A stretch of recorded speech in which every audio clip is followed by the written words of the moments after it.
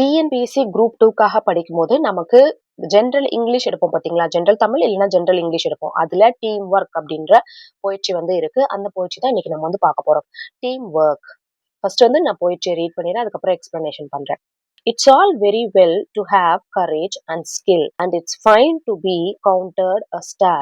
But the single deed with its touch of thrill doesn't tell the man you are. For there is no lone hand in the game we play. We must work to a bigger scheme, and the thing that counts in the world today is how do you pull with the team. They may sound your praise and call you great. They may single you out for fame. But you must work with your running mate or you will never win the game. Oh, never the work of life is done by the man with a selfish dream. For the battle is lost or the battle is won by the spirit of the team. You may think it fine to be praised for skill, but a greater thing to do is to set your mind and set your will on the goal that's just in view. It's helping your fellow man to score when his chance hopeless seem. It's forgetting self till the game is over and fighting for the team. இப்போ இதோட explanation வந்து பார்க்கலாம். இப்போ அந்த லைனை வந்து பாருங்க. Courage and skill R not enough அப்படின்னா என்ன அப்படின்னா the poet என்ன சொல்றாரு அப்படின்னா good to have courage and talent. ஒரு தனி பர்சனுக்கு வந்து good to have courage and talent. One person வந்து அந்த சக்சஸ் வந்து எடுத்துக்க முடியாது. இது எல்லாமே வந்து ஒரு எல்லா அந்த டீமோட எல்லாரோட இதுதான் வந்து சேர்த்து அந்த டீமோட சக்சஸ் அப்படின்னு வந்து சொல்றாங்க. there is no I அந்த டீம்ல வந்து தனி பர்சன் அப்படிங்கறதே கிடையாது. அந்த லைன் எது அப்படின்னு பாத்தீங்கன்னா there is no lone hand in the game we play. எல்லாமே வந்து கோஆபரேட்டிவா விளையாடுறதும் ஒருத்தருக்கு ஒருத்தர் ஹெல்ப் பண்ணி விளையாடுறதும் தான் நம்மளுடைய ஒர்க்கை வந்து அதை வந்து சக்சஸ்ஃபுல்லா கொண்டு வரும் அப்படின்னு வந்து சொல்றாங்க. அடுத்தது every one must work together. இப்போ இது இந்த அளவுக்கு நம்ம வந்து லைன் பை லைன் போகணும்ன்றல இல்ல இந்த போயிட்ரியை பொறுத்த வரைக்கும். அதனால எங்கெங்க முக்கியமான இது இருக்கோ அதை மட்டும் நம்ம தெரிஞ்சுக்கிட்டா போதும். they may sound you your praise and call you great. இந்த லைன்ல இருக்கிறத பாருங்க.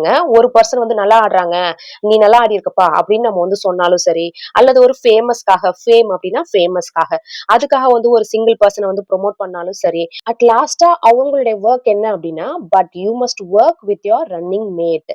எல்லாருக்காகவும் நம்ம வந்து அந்த கேம்ல வந்து உழைச்சி நம்ம வந்து வின்னிங் கொண்டு வரது அப்படின்றத நம்மளுடைய நோக்கம் அப்படின்னு வந்து சொல்றாங்க. Oh, never the work of life is done by the man with a selfish dream. For the battle is lost or the battle is won by the spirit of the team. நாம ஒரு ஆளு ஜெயிக்கணும் ஜெயிக்கணும் அப்படின்னு விளையாடுறதை விட நம்ம team ஜெயிக்கணும் அப்படின்னு விளையாடுறதா நம்மளுடைய ஹோல் டீமோடைய வெற்றியா அமையும் அப்படின்றத அதை வந்து சொல்றாங்க. அதை வச்சுதான் அந்த டீம் வந்து வின் பண்ணுதா பேட்டில் இஸ் ஓன் அல்லது லாஸ்ட் அப்படின்றது அந்த அந்த எண்ணத்தை வச்சுதான் முடிவாகும் அப்படின்னு வந்து சொல்றாரு. So you may think it fine to be prized for skill. நம்ம நல்லா விளையாடுறோம்னு சொல்லலாம், தனி மனுஷனை வந்து புகழலாம், நீ நல்லா அடிச்சப்பா அந்த தடவை கோல் அடிச்சப்பா அப்படின்னு வந்து சொல்லலாம். பட் ஓவரால் நம்மளது என்னது, நாம நம்மளோட ஃபெலோ மேனும் வந்து ஜெயிக்கணும், அவனும் வந்து அடிக்கிறதுக்கான ஹெல்ப் வந்து நம்ம பண்ணணும். ஒரு நேரம் நமக்கு வந்து லாஸ் ஆகும் நம்மளோட எனர்ஜி, இன்னொரு நேரம் அவனை வந்து இது பண்ணி விளையாட வைக்கணும். இப்படின்னு பல விஷயங்கள் இருக்கு இல்லைங்களா கேம்ல. அந்த ஹோப்லெஸ்ஸா இருக்கவங்களையும் வந்து அந்த ஃபெலோ மேன் எல்லாரும் சேர்ந்து விளையாண்டு அவங்களுடைய சக்சஸையும் வந்து பண்ண வைக்கிறதா வந்து ஒரு டீமோடைய ட்ரீ அப்படின்னு தான் இந்த ஆத்தர் வந்து சொல்றாங்க. இப்ப நம்ம இந்த ஆத்தர் பத்தி நம்ம தெரிஞ்சுக்கலாம். Edgar Albert guest. ஓகேங்களா? சோ இவருடைய கெரியர் வந்து எப்ப ஸ்டார்ட் பண்ணிருக்காரு அப்படின்னா எந்த இயர் அப்படின்னு ஞாபகம் வச்சுக்கோங்க. 1895 at the age of 14. So இது கூட இம்பார்ட்டன்ட். அவருடைய ஃபர்ஸ்ட் ஒர்க் வந்து appeared in the Detroit Free Press. So இந்த பிரஸ்ஸோட இதை வந்து ஞாபகம் வச்சுக்கோங்க. சோ இதெல்லாம் கொஸ்டின்ஸா வந்து கேட்க வாய்ப்பு இருக்கு. ஹிஸ் காலம் வாஸ் சிண்டிகேட்டட் ஓவர் 300 நியூஸ் பேப்பர். அவருடைய ஒர்க் வந்து 300 நியூஸ் பேப்பர்ல வந்து சிண்டிகேட் ஆயிருக்கு.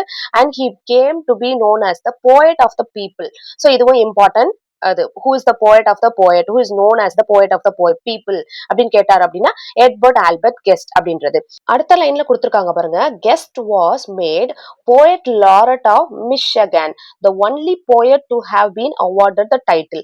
So இதுவும் நமக்கு வந்து important.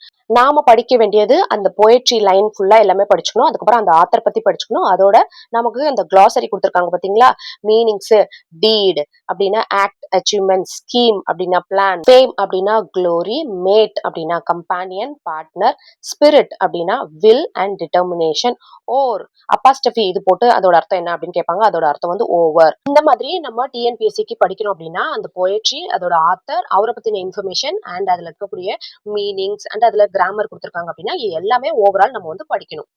So, who is the author of the poem The Teamwork?